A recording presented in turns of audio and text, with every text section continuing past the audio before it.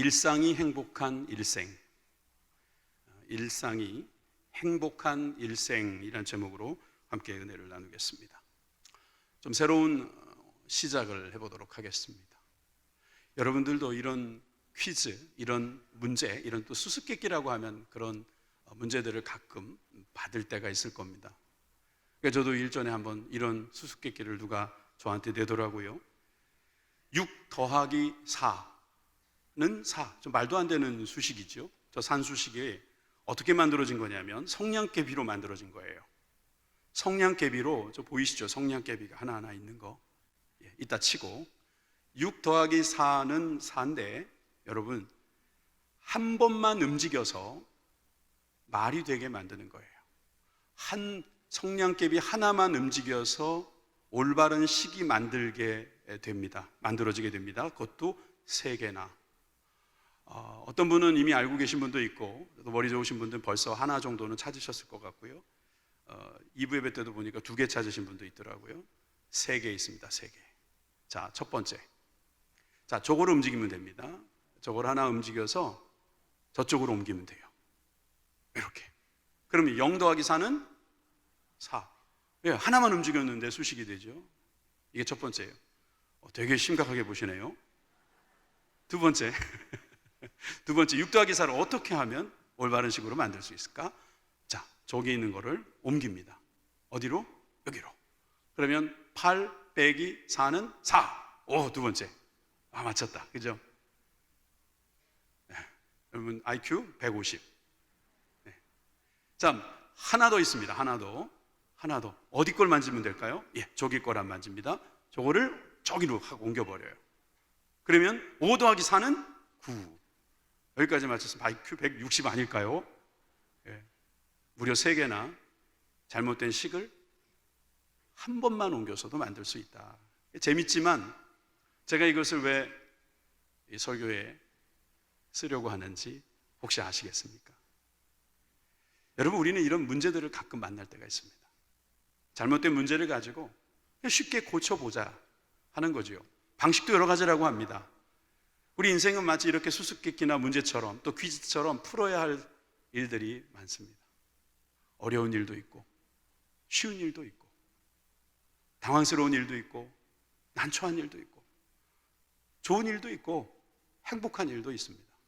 이렇게 여러 가지 일들이 우리들 가운데 많이 오는데 이 문제를 해결할 수 있는 사람도 있고 그렇지 못한 사람도 있습니다.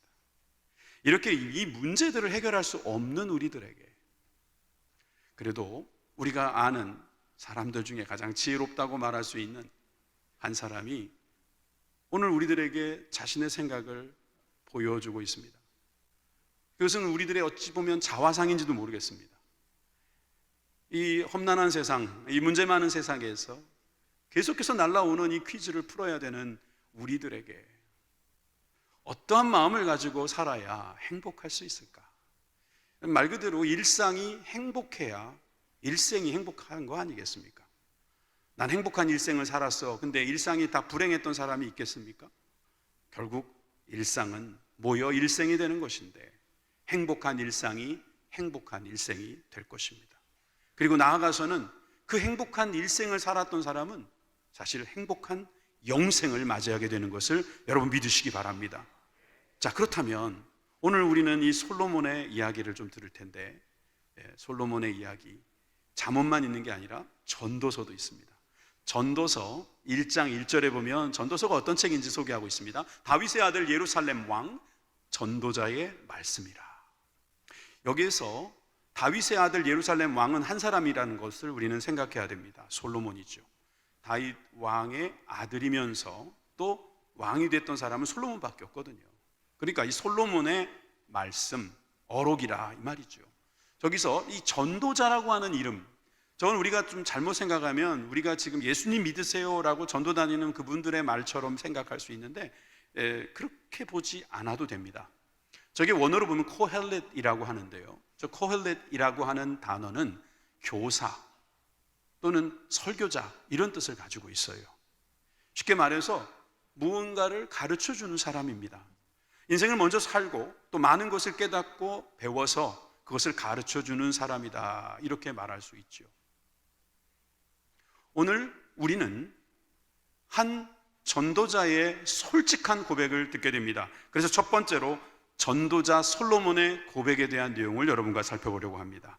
1장 2절과 3절을 다 같이 읽도록 하겠습니다. 1장 2절과 3절을 같이 읽습니다. 시작. 전도자가 이르되 헛되고 헛되며 헛되고 헛되니 모든 것이 헛되도다. 해 아래서 수고하는 모든 수고가 사람에게 무엇이 유익한가? 여러분 너무 솔직하지 않습니까? 헛되고 헛되고 헛되고 헛되니 모든 것이 헛되다. 여러분 솔로몬이 그 인생 살아보니 왕도 해봤더니 그 돈도 가져봤더니 다 헛되더라 라고 말합니다. 아니 저 헛되다는 말은 허무주의 아닙니까? 아니 성경이 허무를 가르쳤습니까? 아니 이렇게 좋은 주일날 왜 허무를 이야기하십니까? 예. 대부분의 종교는 허무를 이야기하지만 사실 성경도 허무를 이야기합니다. 그러나 허무가 결론이 아니니까 여러분 걱정하지 마세요. 허무한 어찌 보면 우리에겐 아무것도 없는 것 같은 인생, 잡은 것이 없는 것 같은 인생이지만 솔로몬은 거기에 대해서 이렇게 가르쳐주고 있는 거예요. 헛되고 헛된데 그 헛된 인생에 있어서는 우리가 특별히 더 헛된 것이 있으니 해 아래서 수고하는 모든 수고가 다 헛되다 이 말이에요. 근데 저 헛되다는 말에 대해서 여러분 그냥 넘어갈 수가 없지요. 저 말의 뜻도 해석해 보면 헤벨이라고 되어 있는데 이 헤벨이라는 것은요 여러 가지 의미가 있어요. 거기에 숨이 보입니까? 안 보이죠. 바람 잡을 수 있습니까? 힘들죠. 못 잡죠. 여러분 수증기는 여러분 눈에 보이지도 않고 잡히지도 않고요. 그리고 어떨 때는 그냥 사라져 버립니다. 이게 바로 헤벨입니다. 헛되다는 말은요 허무주의를 말한다기보다는 그거보다는 더 원초적인 이야기를 하는 것입니다. 잡을 수가 없다는 거예요. 우리 인생은 잡히지가 않는다는 거예요.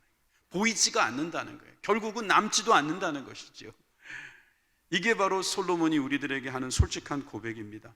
그러면서 이 솔로몬은 우리들에게 아주 정적인 이야기와 또는 시청각적인 방법으로 우리들에게 설명하려고 하고 있습니다. 5절에서 7절 말씀 보시겠습니다. 5절에서 7절 말씀 그 다음 보면 해와 바람과 강물에 대한 이야기를 하고 있거든요. 5절을 보세요. 5절에 보니까 해는 뜨고 해는 지되 그 떴던 곳으로 빨리 돌아간다는 거예요. 여러분 해는 졌다 떴다 졌다 그렇게 계속 하는데 흔적도 없이 빨리 그 자리로 돌아가는 것 같다. 솔로몬은 그런 고백을 하고 있어요. 관찰이겠죠. 두 번째 바람입니다. 바람은 남으로 불다가 때로는 북으로 돌아가는데 이리저리 돌며 돌아가서 바람은 그 불던 곳으로 다시 돌아가 버리더라. 헤벨이죠. 헤벨. 뿐만 아닙니다. 강물입니다. 모든 강물은 다 바다로 흐르되 바다를 채우지 못하며 맞죠. 바다가 넘쳤다는 이야기 아직 들리지 않습니다. 채우지 못하는 물론 수증기로 올라간다는 이야기 과학적인 이야기 하자는 건 아니겠지요. 여러분 강물은 어느 곳으로 흐르든지 그리로 연하여 계속해서 흘러가는데 뭔가 쌓이는 것이 없는 그런 우리들의 인생을 마치 해처럼 바람처럼 강물처럼 묘사하고 있습니다. 또한 8절에서 9절 말씀에도 보면 그러므로 말미암아 그는 이 인생에 대하여 어떤 마음을 가지게 되는지를 설명하고 있습니다. 솔로몬의 고백입니다. 8절에서 9절 말씀 모든 만물이 피곤하다는 것을 사람이 말로 다 할 수는 없나니 눈은 보아도 족함이 없고 귀는 들어도 가득 차지 아니하도다. 이미 있던 것이 후에 다시 있겠고 이미 한 일을 후에 다시 할지라 해 아래에는 새 것이 없나니. 여러분 이게 이 말을 좀 생각해 보면요 피곤하다는 거예요. 인생이 살아보니 피곤하다는 거예요. 다 피곤해. 다 피곤해. 그리고 보아도 족함이 없대요. 들어도 가득 차지 않는데요. 쉽게 말해서 기분이 별로 안 좋은 거예요. 뭔가 나한테 좋은 게 없다는 거죠. 쌓이는 게 없으니까 그럴 겁니다. 심지어 해 아래는 새 것이 없다라고 말하는 거예요. 해 아래 무슨 새 것이 있겠느냐. 다 피곤하고 다 족함이 없고 가득 만족을 주지 못하는 그저 다 그렇고 그런 것이지 않는가, 그런 이야기를 솔직하게 고백하고 있습니다. 여러분들은 이 솔로몬의 고백, 이 전도자의 고백에 대해서 어떻게 동의하시겠습니까? 여러분들의 인생은 헤벨입니까? 아니면 안헤벨입니까? 여러분들 이렇게 생각해 보면 참 우리의 인생이 허무주의에 빠지기 좋을 겁니다. 솔로몬은 이렇게 전도자의 마음을 가지고 우리들에게 인생의 어떠함을 말할 때 처음에 헛되다라고 이야기합니다. 그것도 모든 것이 다 헛되다라고 말하는 것이죠. 해 아래에 있는 것은 다 헛되다라는 표현을 굳이 쓰고 있습니다. 자, 그렇다면 여러분, 해 아래에 있는 우리들이 다 헛된 인생을 살아가고 있다면 그냥 이대로 끝일까요? 이대로 끝내야 될까요? 해 아래에는 다 허무하니까 아무리 돌아다녀도 남는 것은 마일리지밖에 없고, 남는 것은 무릎만 아프고 허리만 아프고 눈만 아프고, 그런 인생일까요? 여러분, 그렇게 되는 것이, 그런 것이 우리의 인생일까요? 여러분, 해 아래는 그럴지 모르나 여러분, 해 위에, 하늘 위를 본다면 우리는 달라질 것입니다. 그래서 두 번째로, 하늘 위를 본다면 우리는 어떻게 될 것인가, 여기에 대해서 한번 함께 나눠보려고 합니다. 자, 시편 19편 1절을 같이 보시겠습니다. 이것은 다윗의 시입니다. 하늘이 하나님의 영광을 선포하고 궁창이 그의 손으로 하신 일을 나타내는도다. 혹시 영어에 관심이 있는 분들은 저 하늘과 궁창이 우리가 알고 있는 그런 거예요. 하늘은 보통 스카이라고 하는데 영어로 보면 heaven이라고 돼 있어요. 저 궁창은 저 뭘까라고 생각하는데 저게 바로 스카이예요. 그러니까 heaven과 sky, 다시 말해서 우리 눈에 보이는 하늘과 보이지 않는 그 넓은 곳을 그 또 heaven이라고 말한 거나, 아니면 우리는 이제 예수님을 믿고 천국을 아니까 천국 위를 보고 있는 사람이라고 하면 이 시편 기자, 다시 말해서 이 다윗이 고백하는 것과 같은 고백을 할 수가 있어요. 어떤 고백입니까? 하나님께 영광을 돌리는 고백인 것입니다. 하나님의 영광을 선포하고 그의 손으로 지은 것을 말할 수 있게 되는 것이죠. 여러분, 이상하지 않습니까? 어떤 사람은 해 아래 것을 보면서 다 헛되다고 말하고, 어떤 사람은 해 위를 보면서 하나님을 찬양하고 있습니다. 이 시편 19편 1편에 나와 있는 말씀은 그 이후에도 계속 이렇게 추가적으로 해석이 되어 있는데, 4절 후반부부터 6절까지 한번 제가 읽어볼게요. 여기 보면 기가 막힌 묘사를 하고 있습니다. 하나님이 해를 위하여 하늘의 장막을 베푸셨도다. 시적인 표현이라고 생각해도 되지만, 하나님께서 해를 위하는 마음이 하늘을 만드셨고 그것을 장막으로 만들어 주셨다라고 말하는 거예요. 하나님께서 해도 살피시고 해도 위하시는 분이다. 해는 그의 신방에서 나오는 신랑과 같고 그의 길을 달리기를 기뻐하는 장사 같다. 여러분, 신방에서 나오는 신랑 얼마나 기쁘겠습니까? 얼마나 힘이 넘치겠습니까? 그는 행복할 것입니다. 해가 그렇게 기쁘게 왔다 갔다 하고 있다는 거예요. 길을 달리기를 기뻐하는 장사, 힘이 넘치는 장사, 힘이 남아도는 장사, 그런 사람들이 길을 달리는 것처럼 그렇게 해들이 열정 있게 달려가고 있다는 것을 이 시편은 고백하고 있는 거예요. 하늘 이 끝에서 나와서 하늘 저 끝까지 운행함이 그의 열기에서 피할 자가 없도다. 여러분, 그런 열정을 발견하는 사람도 있는 겁니다. 해를 보면서 해 아래에 있는 인생은 참으로 헛되다 헛되다 하는 사람이 있는가 하면, 하늘을 보고 해를 보면서 그 위에 계신 분이 창조하신 그 섭리와 그 일들을 바라보는 사람이 있다, 이 말입니다. 자, 여러분, 이 생각을 하게 되면 우리는 여기서 관점이라는 것이 있다는 것을 알 수 있게 됩니다. 관점. 사람들마다 이 관점이라는 것이 있기 때문에 생각들이 다 다른 거예요. 솔로몬은 해 아래를 보면서 이런 말을 했습니다. 1장 13절입니다. 1장 13절에 보니까 마음을 다하여 지혜를 써서 하늘 아래에서 행하는 모든 일을 연구하며 살핀즉, 또 하늘 아래에서, 이는 괴로운 것이니 하나님이 인생들에게 주사 수고하게 하신 것이다. 하늘 아래에 있는 것은 괴로운 것이며 수고하는 것이다, 이렇게 말을 합니다. 또 14절에다가 가서는 내가 해 아래에서 행하는 모든 일을 보았노라. 보라, 모두 다 헛되어 바람을 잡으려는 것이다. 해 아래에 있는 건 모두 다 헛되다. 1장 3절, 9절, 14절, 2장 11절, 17절, 18절, 19절, 20절, 22절. 무슨 이야기입니까? 하늘 아래에서, 하늘 아래에서, 하늘 아래에서.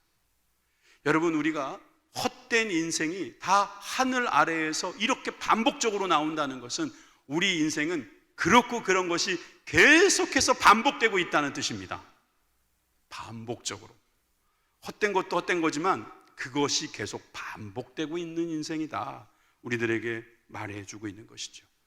어떤 사람은 시인의 눈으로 하나님이 창조하신 해를 보면서, 그리고 그 하늘을 보면서 아름다운 시를 짓는가 하면, 어떤 사람은 해 아래에 있는 헛된 인생을 바라보면서 허물을 이야기하고 있습니다.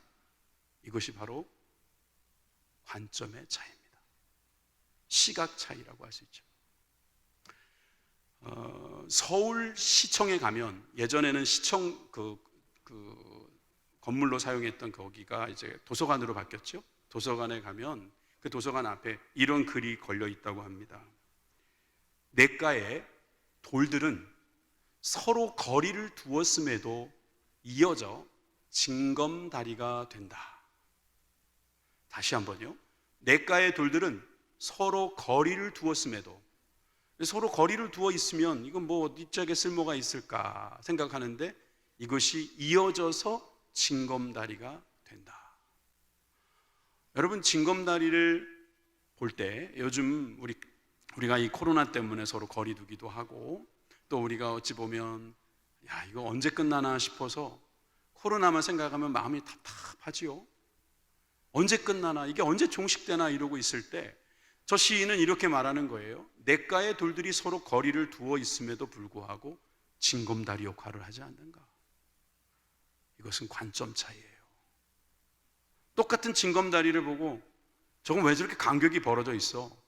저거는 흔들흔들거리고 있고 저거 위험하겠는데, 이런 사람이 있는가 하면 그 거리를 보면서 적절하게 물도 흘러가고 사람도 지나가게 되는 그런 아름다운 광경으로 보고 있다는 것입니다.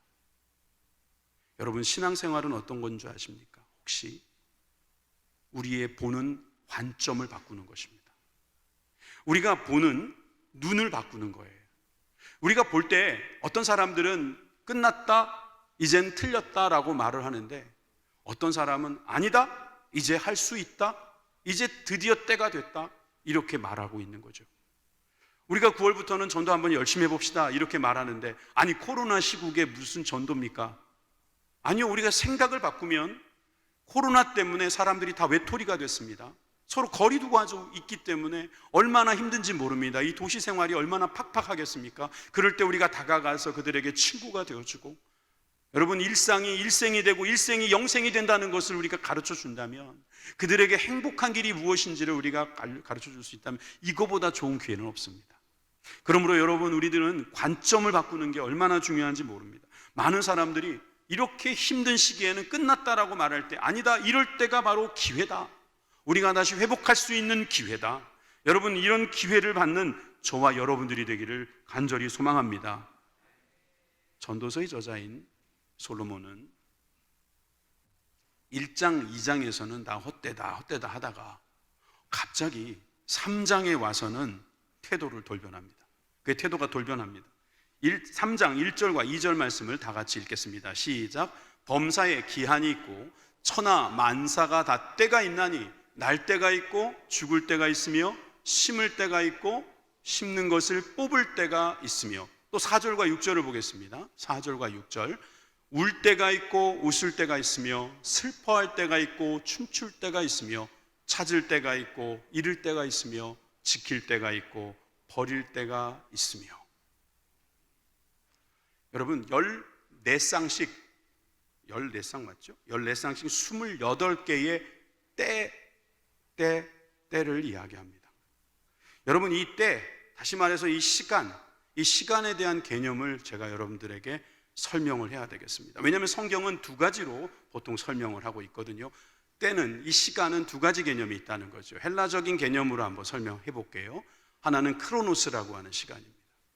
쉽게 말해서 여러분들의 시계, 여러분 휴대폰에 지금 지나가고 있는 그 시간, 그게 바로 크로노스 시간이에요. 예배가 시작된 지 11시부터 시작해서 지금 43분 지났습니다. 크로노스적 시간이 지났다, 이렇게 볼 수 있어요.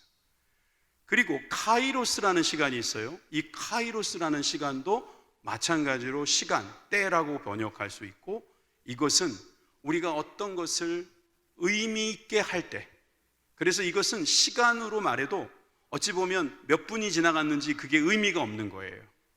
그것도 모르는 거예요. 그래서 우리에겐 가치 있는 시간, 의미 있는 시간이라는 그 시간의 개념도 말은 똑같지만 있기 때문입니다. 그래서 저것을 좀 설명을 해본다면, 자연스럽게 흘러가는 물리적인 시간이 크로노스라면 카이로스는 특별한 의미가 부여된 시간이라고 말할 수 있어요. 자, 크로노스적 시간을 이야기한다면 여러분 이런 겁니다. 예를 들어서 양을 말하는 겁니다. 양이 많이 있는 거예요, 크로노스는. 아니면 적게 있거나. 그래서 크로노스적인 삶을 살아가는 사람들은 이런 생각을 많이 할 수 있습니다. 내가 얼마나 오래 살았는데, 내가 이 일을 얼마나 오래 했는데, 내가 여기에다가 투자한 시간이 얼마인데. 물론 중요합니다. 그렇지만 그 시간만 생각하고 계속 거기에 붙잡혀 있는 사람들은요, 카이로스의 귀한 축복을 모르고 살아갈 수 있어요. 카이로스는 크로노스처럼 시간이 양으로 의미가 주어지는 것이 아니라 가치로 주어지는 거예요. 가치. 여러분들이 누구랑 이제 사랑을 고백한다고 합시다. 그 고백하는 시간은요, 아주 짧을 거예요. 그걸 길게 한다고 좋은 게 아닙니다. 사랑하느냐 안 하느냐. 여러분, 그 시간에 있어서는 크로노스적 시간이라고 말할 수 없는 거죠. 마찬가지로 우리가 영적인 삶을 살아갈 때에, 우리가 이 세상을 살아가는 것이 오랜 삶을 살았다, 아니면 우리가 많은 일을 했다, 이것도 중요하지만 이보다 더 중요한 것이 얼마나 의미 있게 살았는가, 얼마나 가치 있게 살았는가, 이것도 한편 중요하다는 사실을 여러분 깨달으시기 바랍니다. 솔로몬은 그것을 발견한 거예요.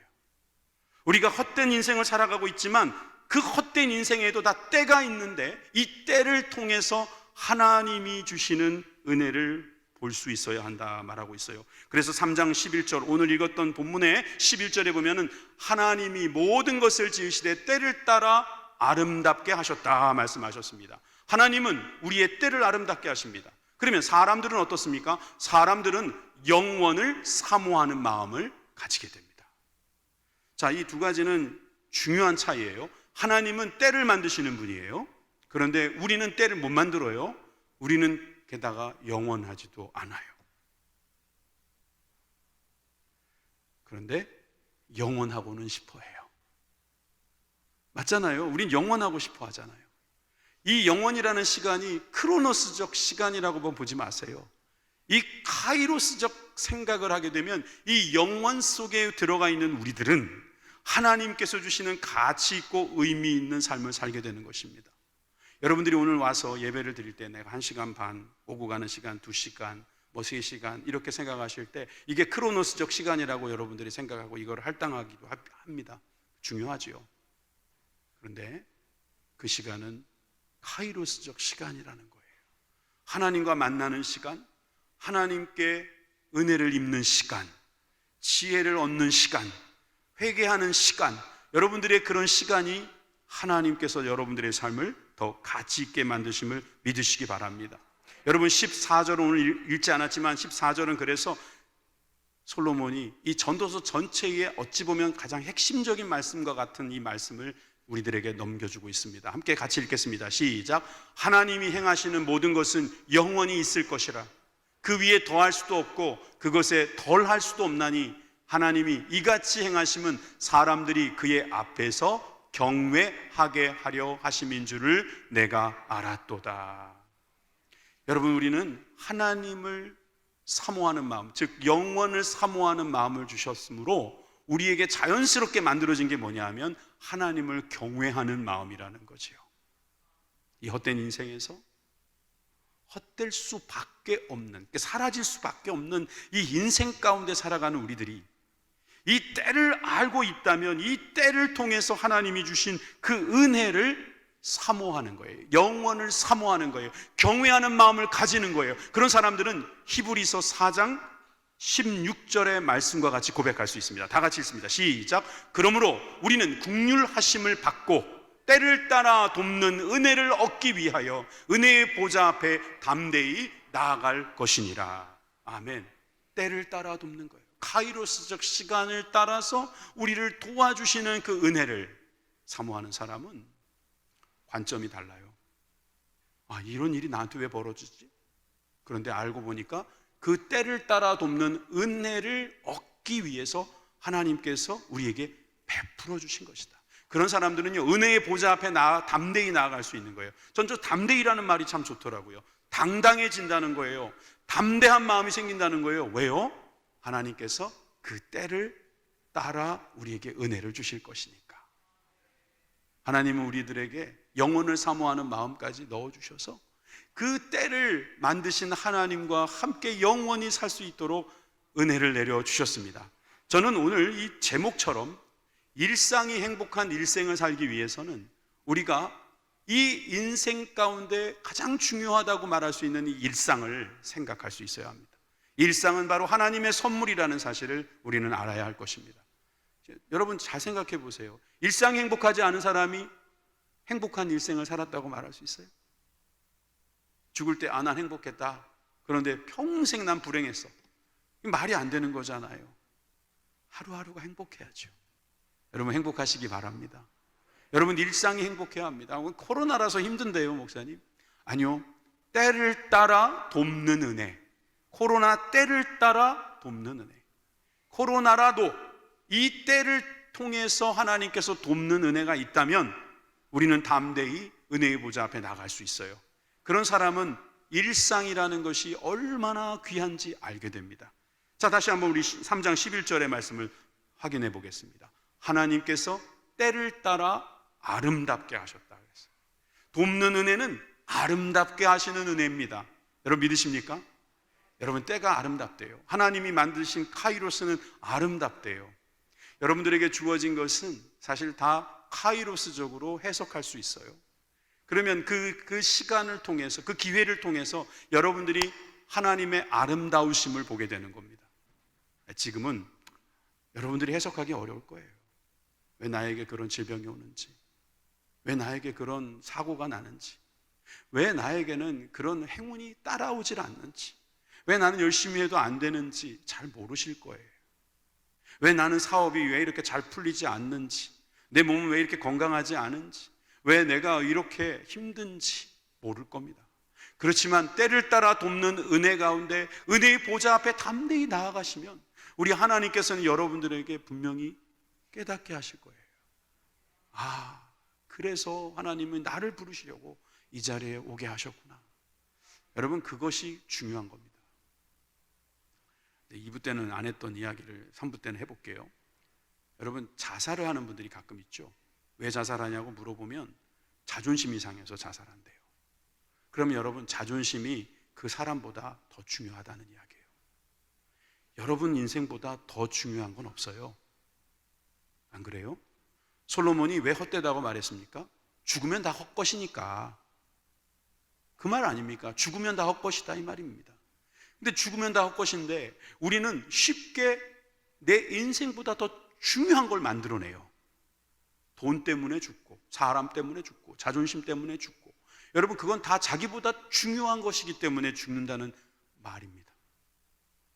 다시 말해서 우리가 진정으로 중요한 것이 무엇인지를 알려면 하나님의 말씀으로 돌아가서 하나님은 무엇을 가장 중요시 여기는가?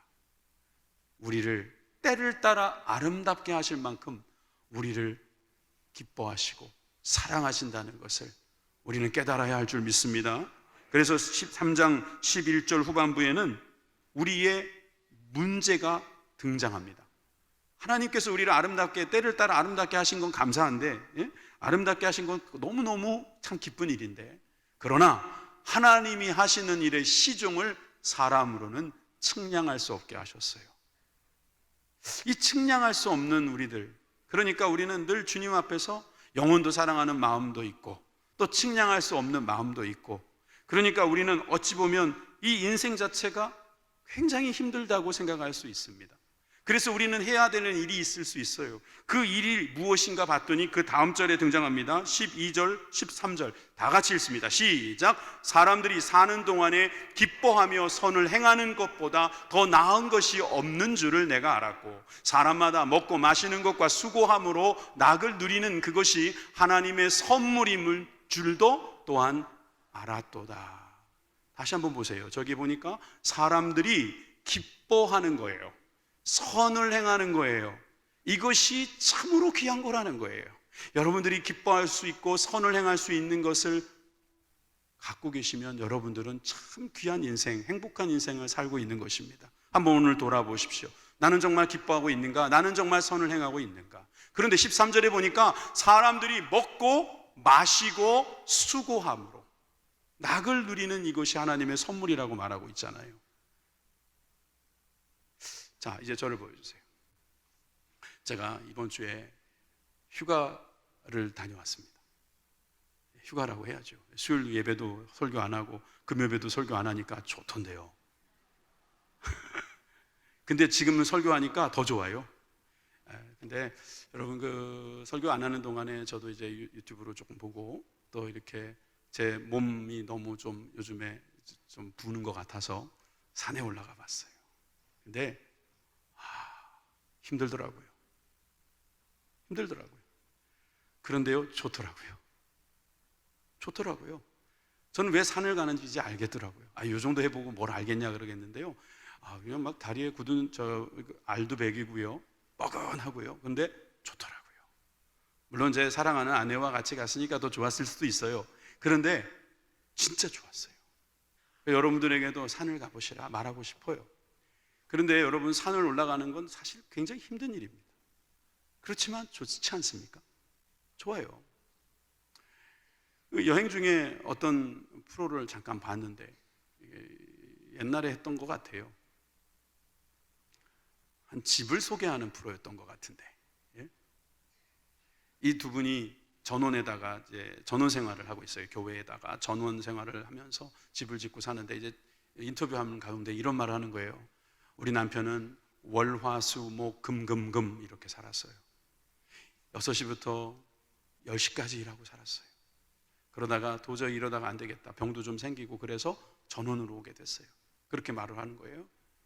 그래서 제가 가만히 봤더니 자랑하시는 거예요. 자기 집이 너무 예쁘다는 걸 자랑하는 겁니다. 좀 부럽더라고요. 야, 좀 멋있다, 되게 자랑하시네, 이런 생각이 들면서도 한편으로는 그래, 6시부터 10시까지 일했으니까, 월화수목 금금금 그렇게 수고했으니까 저런 전원 생활도 하는 거지, 이런 생각이 저도 자연스럽게 나오더라고요. 여러분, 사람들도 다 그렇게 알고는 있습니다. 그런데 말은 이렇게 합니다. 말은 놀고 놀자. 또 그러긴 좀 미안하니까 뭐라고 말하죠? 보통 먹고 마시고 놀자. 먹고 마시고 놀자. 이게 우리의 구호인지도 모르겠어요. 오죽하면 야놀자 이런 데가 나왔겠어요. 먹고 마시고 노는 것, 이것이 우리들에게 목표일 수도 있겠다 싶습니다. 그런데 오늘 좀 전에 읽었던 말씀은 뭐라고 말씀했습니까? 먹고 마시고 수고하자예요. 잘 모르시겠죠? 다시 한번 본문으로 가보세요. 13절로 가보면은 13절의 말씀에 이렇게 기록되어 있습니다. 전도서 3장 13절에 사람마다 먹고 마시는 것과 수고함이, 먹고 마시고 수고함이 뭐라고요? 낙이라고요. 낙을 누리는 그것이라고 하는 거예요. 여러분, 사람들은 먹고 마시고 노는 것이 낙이라고 말하지만 성경은 먹고 마시고 수고하는 것이 낙이라는 겁니다. 수고가 낙이 될 수 있습니까? 관점을 바꾸시면 낙이 될 수 있습니다. 하나님께서 우리에게 주시는 그 놀라운 열정 가운데 은혜를 주시는, 그 때를 따라 돕는 은혜를 주시는 것을 깨닫는 사람은 그 수고를 통해서 낙을 누리게 됩니다. 그 낙이 바로 하나님의 선물임을 깨닫게 되는 것이지요. 여러분, 우리가 먹고 마시고 수고하는 것이 일상입니다. 우리가 이것 빼면 뭐 있겠습니까?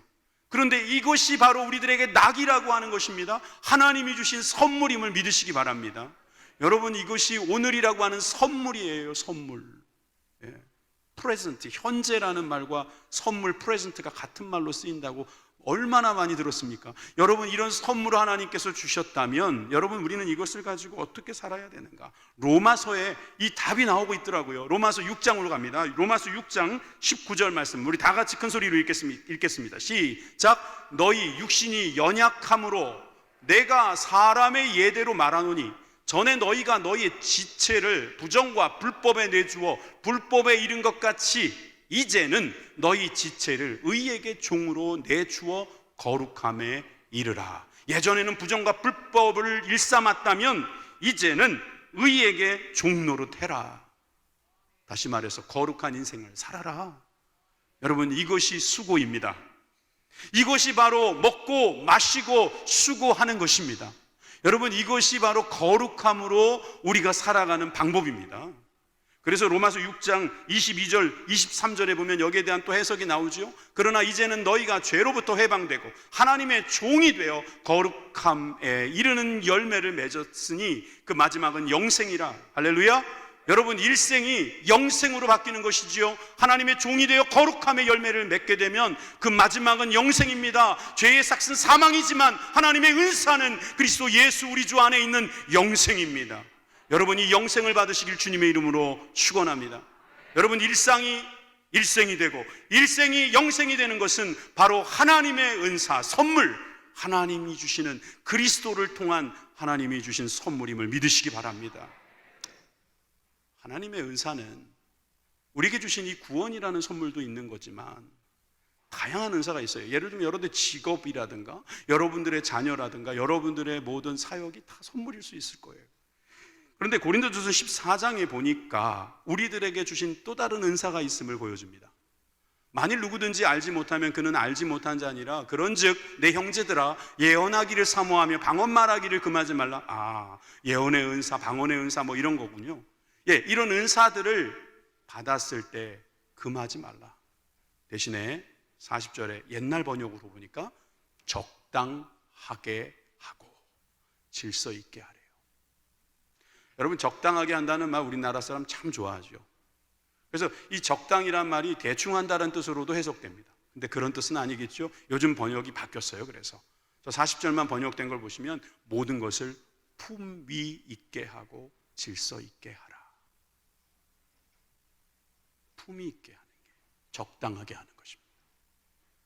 거리두기요? 적당하게 하는 것이죠. 거리두기 해야 품위가 있습니다. 거리두기 하는 거, 이게 사실 관점에 따라서 카이로스적 시간을 살 수 있는 길입니다. 왜냐하면 내가 그 사람을 너무 믿어가지고 내 옆에 딱 밀착시켜서 그 사람과 나 사이에 하나님이 없으면 이건 지나친 거예요. 사람과 사람 사이에 하나님이 계시게 해야 합니다. 그래서 하나님과 더 친한 것이 좋은 겁니다. 그것이 바로 적당하게 하는 것이죠. 그 사람은 품위 있게 할 수 있어요. 여러분, 성공했습니까? 품위 있게 사십시오. 성공했는데 품위 없는 분도 계세요. 성공했는데 남들에게 손가락질 당하면 안 되십니다. 자, 실패했습니까? 실패했어도 품위를 지키십시오. 실패했어도 그것 하나님의 은사일 수 있습니다. 아니, 그런 말도 안 되는 소리 하지 마십시오. 여러분, 그게 정말 실패일지 아닐지 어떻게 합니까? 여러분, 품위를 지키십시오. 우리는 돈이 없지 가오가 없는 게 아니잖아요. 우리는 뭐 있잖아요. 품위가. 영생이라는 귀한 선물을 받은 이 품위를 지키십시오.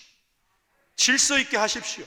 여러분, 이것이 하나님께서 우리에게 가르쳐 주시는 말씀입니다. 이런 사람은 일생이 행복할 거예요.